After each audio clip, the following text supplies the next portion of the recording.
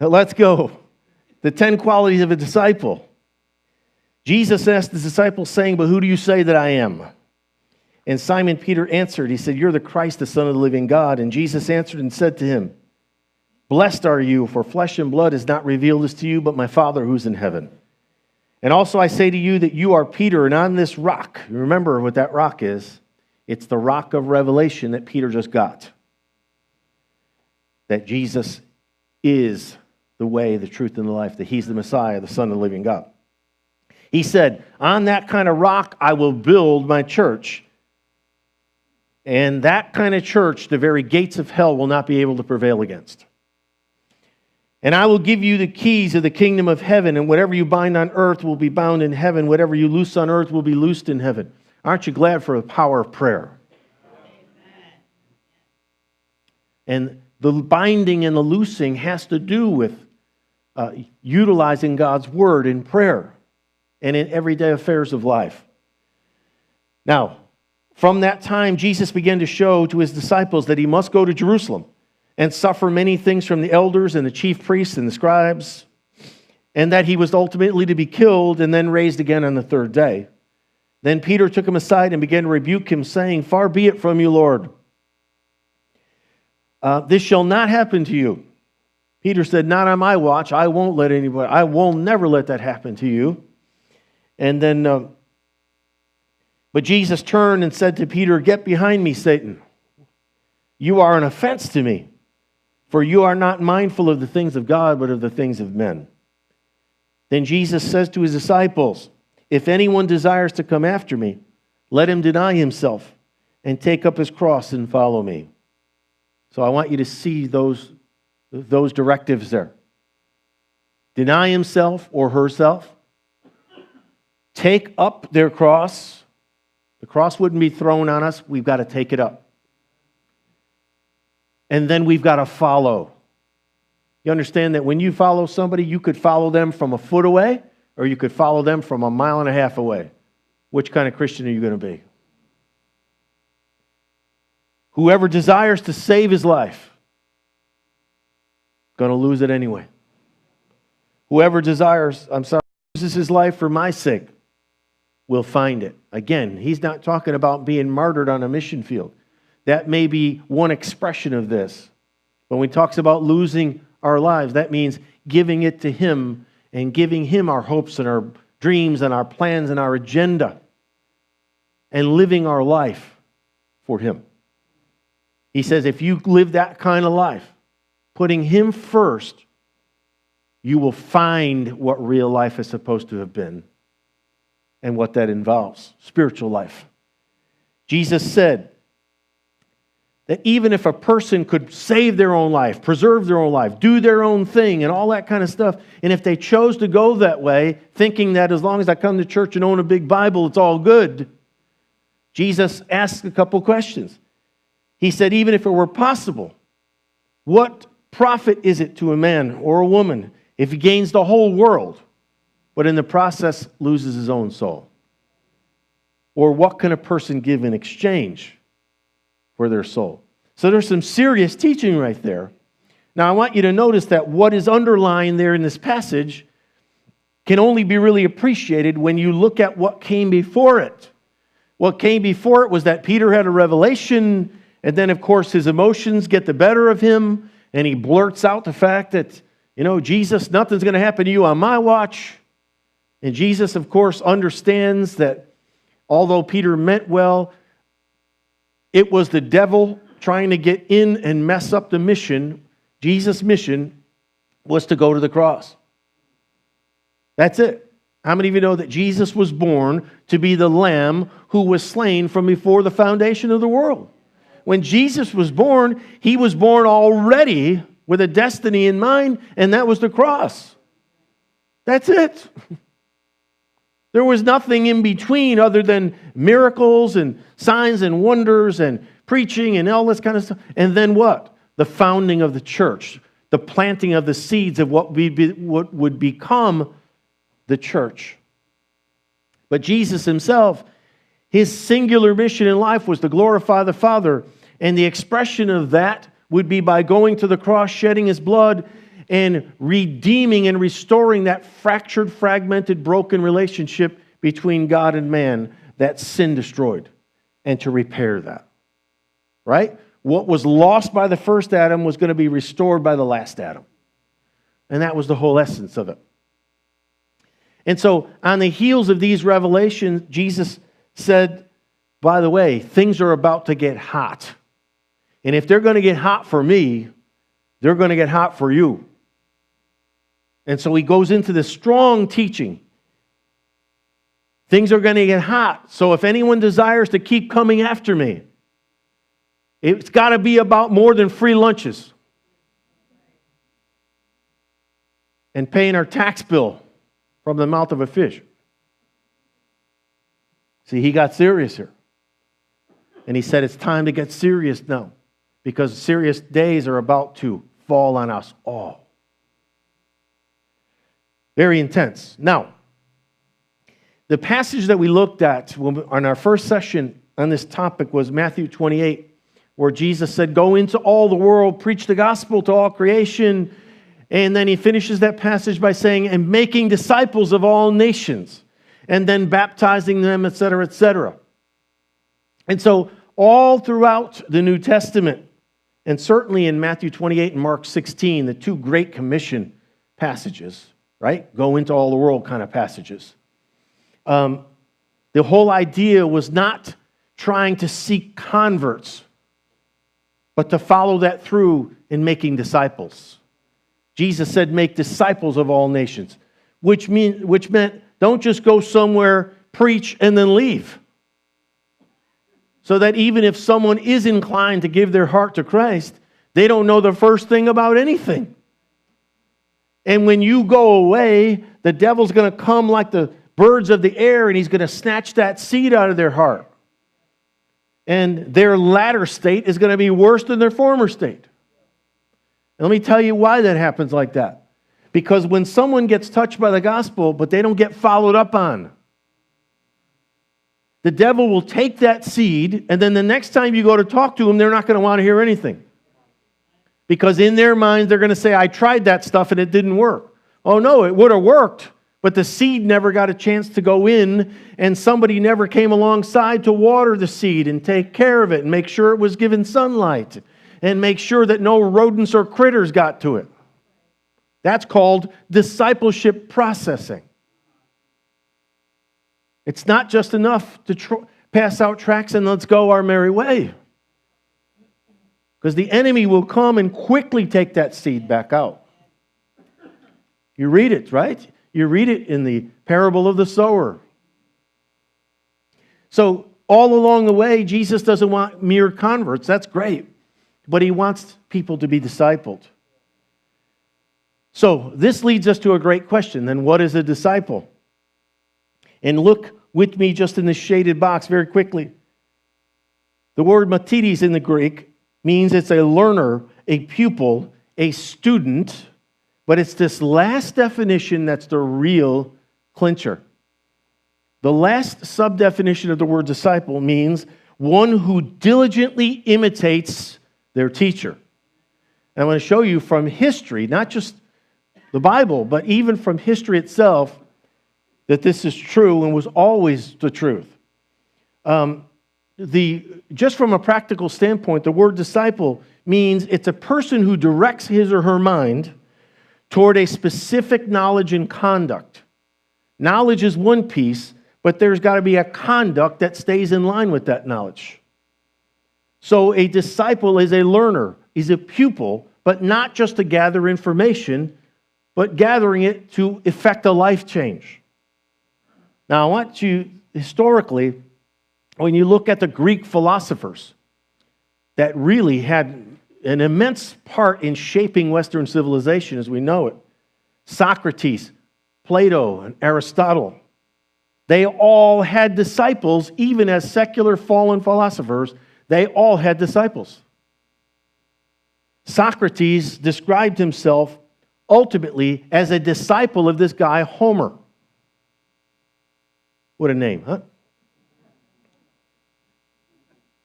Now, Homer was described by Socrates as the greatest thinker in all of Greek history. Homer is commonly referred to as a poet more than he is a philosopher. But Socrates always viewed him as a supreme teacher of ethics and principles in ancient Greece. So now, Homer, then you have Socrates, and guess what? When Socrates came into his own during the course of his life, he had his own student, he had his own set of disciples, and the number one disciple that he had was named Plato. So now Plato comes along, Plato comes into his own, and then he's got a bunch of disciples. The chief one being Aristotle. Now Aristotle comes in and does his thing. He's got a bunch of disciples. Now let's get this now. The most famous disciple of Aristotle is Alexander the Great. So now it goes from poetry and literature into philosophy, and now it goes into military history. It's astonishing and mind-blowing just from a secular standpoint to see how the world was shaped and reshaped by four guys. Socrates, Plato, Aristotle, and Alexander the Great. One of the greatest conquerors of all time. Vicious. In fact, many people believe it's impossible to understand Western civilization without understanding the direct influence of those four individuals alone, who in their own ways were, guess what? They were all disciples of one another, or had disciples of their own. Now, Aristotle was the kind of guy, he was a certain kind of philosopher, and there's a big name for it, which I won't bore you with, but he was the kind of philosopher that was kind of a nomad. He was the kind of philosopher that went from place to place to place. You know, when he would stand up on a rock and he would start debating the meaning of life and spouting out all of his principles concerning life and the meaning of life and existence and all this kind of stuff. And guess what happened? When he would gather disciples, they would then follow him like a little entourage, going from place to place. And guess what? In doing that, they really were capturing the essence of the nature of discipleship itself. To follow the master, to follow the teacher, and everything he did, they tried to do. His outlook on life, the way he viewed things, his values, his teachings, guess what? They bought into it all. Now we come to Jesus. He was a rabbi. He was a teacher. And guess what? He was just like Aristotle in that he went from place to place to place. You remember when Jesus said to the disciples, the early disciples, he said, look, the birds have nests, the foxes have holes in the ground, you know, even the animals have secure places to hang their hat. I don't even know where I'm going to sleep tonight. Are you up for that challenge? Because if you're not, don't even get near me. If you think that you're going to have a stable, predictable, 9-to-5 life and be a passionate follower of Christ, forget about it. He said, forget about it to them, and I'm saying forget about it to you. Because it's not going to work out that way. Some of it will, and the parts that do, thank God for it. But if you want that kind of existence, listen, you cannot superimpose the American dream on a gospel message. They are two separate animals. When Jesus started his ministry, he handpicked a number of disciples, didn't he? They were required, understand as good disciples, they were required to memorize his teachings. You have to understand that the nature of discipleship is exactly that. It's to be a learner, a pupil, a student, a memorizer, a right-hand man or woman, as it were, and then to mimic and follow even the lifestyle of the teacher. That is the nature of discipleship from a secular and a sacred standpoint. So guess what? They were required to memorize his teachings. I'm not saying word for word, but you think they never opened their mouth? Just because the Bible doesn't have them standing up doing big teachings doesn't mean that they never did anything. The nature of being a disciple means they were well versed. Why do you think Jesus took them aside by the campfire? When all the crowds went home, what do you think they did? Nothing? I mean, they didn't turn on reruns of MASH. They were teaching. He was imparting. They were required to memorize his teachings. They were required. He kind of unscrewed his head and let him look inside. He poured out his heart. He imparted wisdom and knowledge and revelation. He took the Old Testament, which they were familiar with, and he, like a flower opening up, he revealed a New Testament through those teachings. Wow.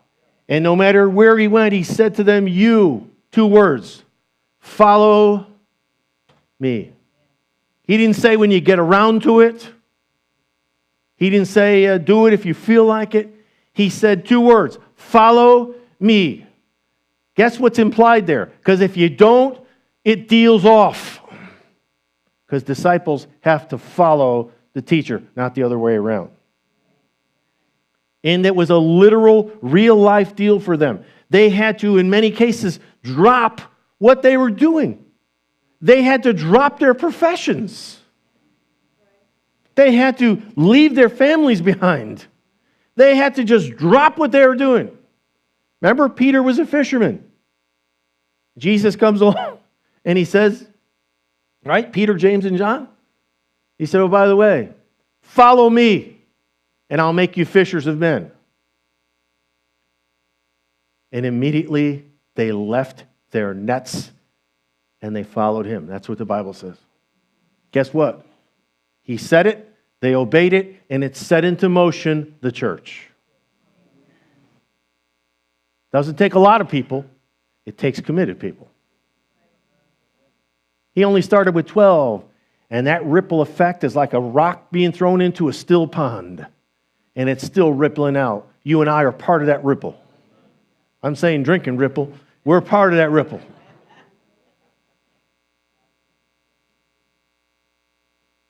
That's powerful stuff. So I want you to know that we're called to be disciples, and the nature of discipleship is a lot more involved than just being a church attender. It encompasses our whole life.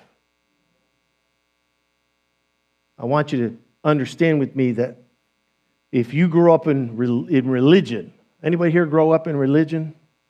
That the goodness of God delivered you from that. He delivered you from the shadow and he brought you into the substance. He delivered you from the formalities that delivered nothing of substance in here. And he brought us into the meat of who he really is, not who we thought he was. There's some people, honest, in religion, I think they still think he's an infant in a manger. As soon as they see that infant in the manger statue or whatever, now there's baby Jesus. Isn't he just cute?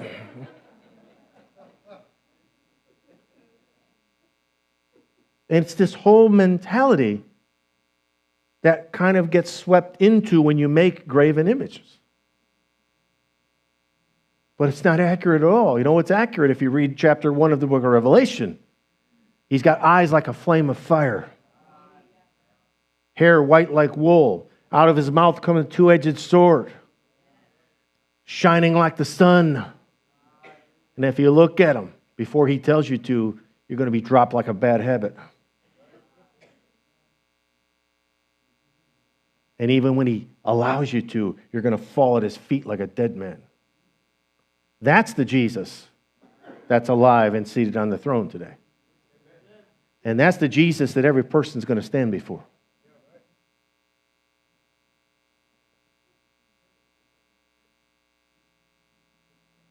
Now get this. The main distinction between the ancient Greek discipleship model and the Christian one, this is a real trip here. So,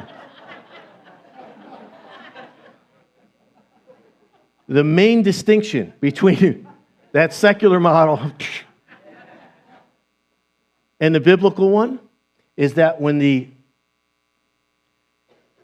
Greek students got everything they thought they could get from the teacher, and then let's say the teacher passed away, they tried to add to and improve on the teaching that the teacher had given.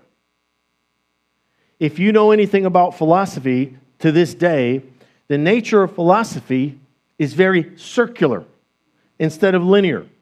The nature of philosophy starts from this premise. There really is no absolute truth. So we can't go from here to here. Instead, we've got to go in this fashion right here because it's what you learn along the way that's more important than believing that there's absolute truth that are mile markers that can determine and denote growth. Hello? The nature of philosophy starts from this premise. There is no God. There is no absolute truth. There's just things being revealed all the time. And so it's like this. If I can learn everything you teach me, and then I come into my own wisdom and revelation of life, and then I give that to somebody, and then they come into that, we can somehow ascend and better mankind. Because after all, we are the world. And we'll save ourselves. You understand that the same essence, the same principles of psychology and psychiatry. Psychology and psychiatry, in terms of how they're taught in modern teaching, coming from a godless standpoint. Doesn't come from a foundation of God. It comes from the foundational understanding that man is just an elaborate animal. And he can be dissected, he can be taken apart, dismantled. It's called deconstructing. He can be deconstructed, fixed, and then reconstructed. With crazy glue sometimes. Nonetheless, they can be fixed. And guess what? The Bible has nothing to do with that. The Bible's clear. In the beginning, God. And in the end, there'll be God. And all kinds of dead philosophers and psychologists in the meantime. And that He's the only one that's the great physician that can heal the deep inner workings and wounds and bruises and malfunctions and dysfunction inside the human heart and mind. Only He can do that. And the entrance of His Word gives us light. Now, so I want you to see something. When the disciples got Jesus teaching, and of course at the end of the day, when it branched out into the first century and so forth and so on, we have what was called the New Testament. When all those teachings were kind of put in written form and then read and taught from and then put together in a book, right? Or 27 books that we call the New Testament, which is really big, one big working book together. But we don't seek to improve on Jesus' teaching. Hello? He doesn't need us to improve. We couldn't improve. We'd make a mess out of everything.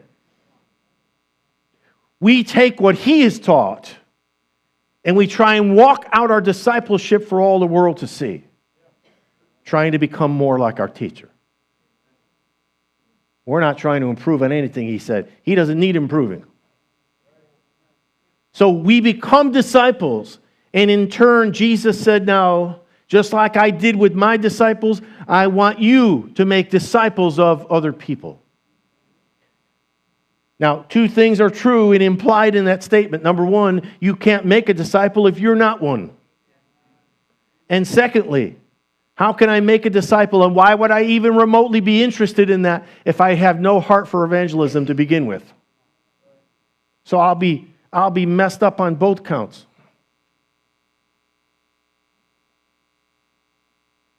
Wow. I want to read this quote to you, and then we're going to close. William Barclay, great teacher, great expositor, great writer, said, quote, "It is possible to be a follower of Jesus without truly being a disciple. It's possible to be a camp follower without being a soldier of the King. It's possible to be a hanger-on in some great work without actually putting your shoulder to the plow and pulling the weight that you need to pull.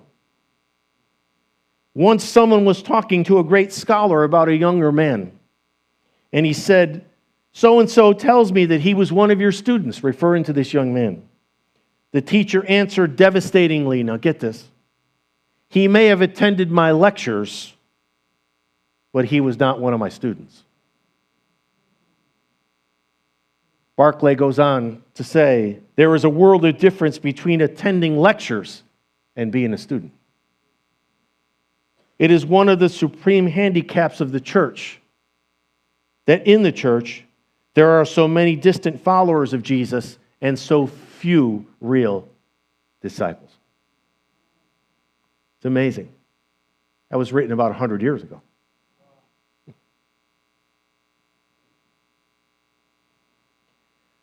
How many of you would say tonight, Jesus, I don't want to be a follower, I want to be a disciple?